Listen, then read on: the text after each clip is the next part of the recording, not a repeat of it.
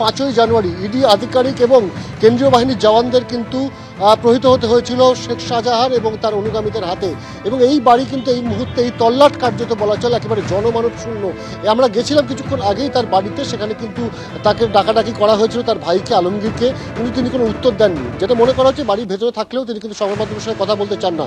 নিরাপত্তার ছবিটা তোমাকে দেখাবো, যে এই হচ্ছে সেই আকুঞ্জি পাড়া মোড়। নিরাপত্তার ছবিটা তোমাকে দেখাবো যে চারিদিকে কিন্তু শুধু পুলিশ আর পুলিশ। সেখানে আমরা দেখতে পাচ্ছি মহিলা পুলিশ থেকে শুরু করে পুরুষ পুলিশ যেমন রয়েছে। শেখ শাহজাহান মার্কেটের সামনে দিয়েও যখন আমরা আসছিলাম তখনও কিন্তু প্রচুর পুলিশ মোতায়েন ছিল।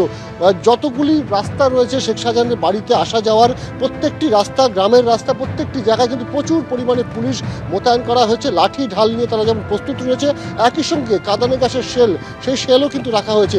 এবং তাই নয়, পুলিশের পেট্রোলিং চলছে, পুলিশের বড় কর্তারা উপস্থিত রয়েছে এবং দফায় দফায় আমরা দেখতে পাচ্ছি যে পুলিশের তরফ থেকে সেখানে কিন্তু পেট্রোলিং করা হচ্ছে যাতে এলাকায় কোনো ধরনের কোনো শান্তি শৃঙ্খলা বিঘ্নিত না হয়। অন্যদিকে কিছুক্ষণ আগে আমরা যখন শেখ শাহজাহান মার্কেট ক্রস করেছি, শেখ শাহজাহান মার্কেটে আমরা দেখেছি যে সেখানে কিন্তু বিশাল পুলিশ বাহিনী মোতায়েন করা হয়েছে, ফায়ার ব্রিগেডে গাড়ি রাখা হয়েছে যাতে কেউ যদি কোনোভাবে কোথাও কোনো অগ্নিসংযোগ করানোর চেষ্টা করে তাহলে দ্রুত যাতে সেটা নিয়ন্ত্রণে আনা যায় তার ব্যবস্থাও করা হয়েছে। স্বাভাবিকভাবেই গোটা সরবেরিয়া, ধামাখালি, এমনকি রাজবাড়ি পর্যন্ত, রাজবাড়িতেও কিন্তু প্রচুর পরিমাণে পুলিশ এবং র্যাব আমরা মোতায়েন করতে দেখেছি। অর্থাৎ শেখ শাহজাহানের যে গ্রেপ্তারি, সেই গ্রেপ্তারি নিয়ে কিন্তু একেবারে সতর্ক বসিরহাট পুলিশ জেলা। এবং তুমি তার প্রস্তুতি দেখতেই পাচ্ছ যে বিপুল পরিমাণে পুলিশ কিন্তু মোতায়েন করা হয়েছে যাতে কোনো ধরনের কোনো অশান্তি না হয়, আর অশান্তি হলে সেটা যাতে দ্রুত নিয়ন্ত্রণে আনা যায় সেই ব্যবস্থা করা হয়েছে। আমরা একবার শেখ শাহজাহানের বাড়ির দিকে যাব।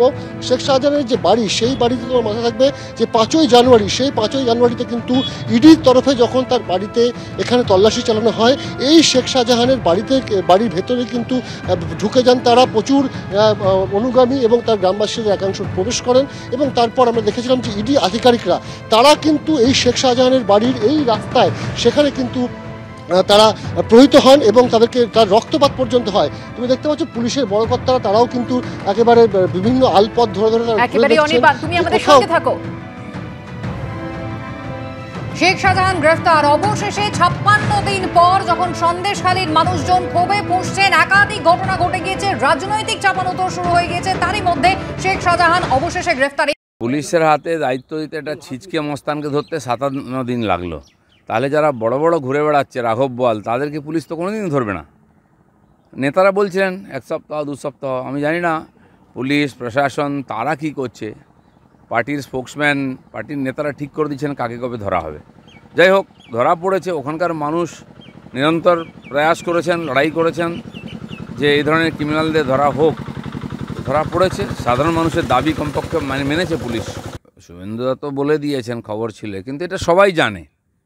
আর এই চাপের জন্য হয়তো পুলিশ বাধ্য হয়েছে তাকে অ্যারেস্ট করতে। চারিদিক থেকে চাপ, আর সর্বভারতীয় চাপ, সারা দেশ জুড়ে ন্যাশনাল চ্যানেলে নিয়ে ডিবেট হচ্ছে আলাদা। পশ্চিমবঙ্গ, সন্দেশখালী, শাহজাহান আর মমতা ব্যানার্জি, এটা হচ্ছে আজকাল ইকুয়েশন এখানকার।